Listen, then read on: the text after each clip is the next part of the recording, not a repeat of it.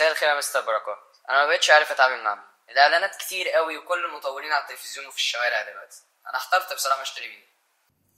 انا هقول لك، اتكلمنا قبل كده في حلقة المشتري ان السوق العقاري بجد هو احتياج. كل واحد لازم يفهم هو داخل السوق عايز ايه، هل بيستثمر ولا بيدور على سكن ولا عايز يحفظ قيمة فلوسه. لكن علشان اي احتياج من دول يتحقق لازم ندور على اللي بيبدأ القصة من اولها، المطور. في عالم العقارات كلمة مطور ده مش لقب، دي مسؤولية، لان هو صاحب الرؤية اللي بتبدأ منها كل حاجة. الناس بتشوف المشروع بعد ما يطلع للنور، لكن محدش بيشوف اللي ورا الكواليس، القرارات، التخطيط، التمويل. انت كمشتري محتاج تعرف مين المطور اللي بجد تشتري منه، بس مش لما تعرف يعني ايه كلمة مطور. المطور مش بيشوف ارض فاضيه، بيشوف مجتمع كامل قبل ما يتبني. ونجاح المطور مش بيتقاس بعدد المشاريع، لكن بعدد الناس المبسوطه جوه مشاريعه. فالمطور هو اللي عنده الرؤيه بمستقبل المكان وعارف ازاي يسعد العميل بتاعه. واللي بيفرق مطور عن التاني هي الكواليتي مش الاعلانات، وده سر كل مطور ناجح. بيعمل حاجه تقعد تتكلم عليها ل20 سنه. الاكيد ان التسويق مهم، لكن لازم تكون انعكاس لحاجه على الارض. الاعلان مش غلط، لكن لما يكون اكبر من الواقع بيخلق ازمه. ومع التطور سبل الاعلانات مفيش اكتر منها. دلوقتي كل فيديوهات 3 بتشوفهم على الموبايل فيهم واحد بيسوق لوحده او مشروع، وعلى كل المنصات وبيستهدف بقى كل الفئات. بس دي مش اهم حاجه، الاهم هو التنفيذ. بعض المطورين بيحاولوا يسبقوا التنفيذ بالاعلانات، وده ممكن يشتغل مره او اتنين بس مش على طول، خصوصا لما ما نلاقيش على الارض اللي بنشوفه في الاعلانات. فالافضل الاعلان يبقى وعد، والمطور الناجح هو اللي يوفي بالوعد ده. السمعه مش بتتعمل في شهر ولا في حمله تسويقيه، السمعه بتتبني بالتسليم. ولما تلتزم مع العميل هو بنفسه يعمل لك تسويق ببلاش. بس دايما في سؤال الناس بتساله، هو المطور بيحسب سعر الوحده ازاي؟ الاجابه في عناصر بسيطه بس كلها مهمه: سعر الارض وتكلفه البناء والتشغيل وهامش ربح المطور. كل مطور ناجح بيبني تسعيره على المعادله دي. مؤخرا ناس كتير فقدت الثقه في المطورين بعد ما تاخرت في التسليم او سلمت بجوده اقل، وده لان السوق اتملى بمشاريع كتير شكلها مبهر ولكن من جوه فاضيه. لكن المطور الحقيقي مش بيبيع اي وحده لاي حد، هو بيختار عملائه زي ما هم بيختاروه، لانه مش بيدور بس على البيع، هو بيدور على مجتمع يناسب الرؤيه اللي هو عاملها. في الحقيقه ان اكثريه المطورين هم اللي ناجحين